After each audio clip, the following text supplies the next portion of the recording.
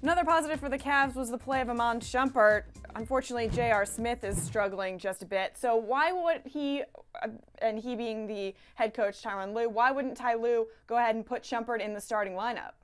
I wouldn't be surprised if we see a switch, Alexa. I wouldn't. And I think the Cavs' best stretches came when Shumpert was on the floor, slowing down Kevin Durant. Again, I think the luxury that affords LeBron is to be able to be off Durant a little bit. And again, the supporting cast for the Warriors is so strong, it doesn't give LeBron time to quote unquote rest. But Durant gave the Cavaliers some good minutes. It wouldn't surprise me if they go to a more defensive lineup to start because we've seen the results out of the Warriors. They weren't able to slow them down at all in game two. I mentioned they shot 52% despite committing 20 turnovers. The Cavs, they did force some turnovers yesterday. They weren't able to do that in game one. The Warriors committed only 4 turnovers throughout the first 48 minutes of this series. They got better, did the Cavaliers, on that defensive end in terms of the activity.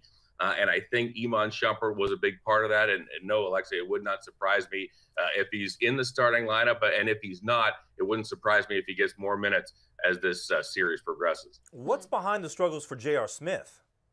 Hard to say, Michael. It really is. His teammates were, and the coaching staff were telling him just be aggressive. And JR's had these games where from time to time he doesn't shoot a lot, but the Cavs are fine with that because he's been strong defensively in terms of that perimeter. I mean, we're talking about a guy in J.R. Smith who just last season was called by Tyronn Lue his best perimeter defender. I think if you ask JR, he'd tell you he hasn't been as good on that end as he's wanted to be in these finals, and he just hasn't been taking a lot of shots. So we're going to have to see. Hopefully the Cavs get him out of this funk. Cavs need J.R. Smith. I mean, you look back at Game 7 last year of the finals. The Cavs trailed that game by 8 at the half. JR comes out, goes 3 of 3 early in the third quarter, set the tone for the Cavaliers, got that game moving in the right direction. He's big for this team. This team needs JR and others really to step up on both ends of the floor, or it's going to be a short series.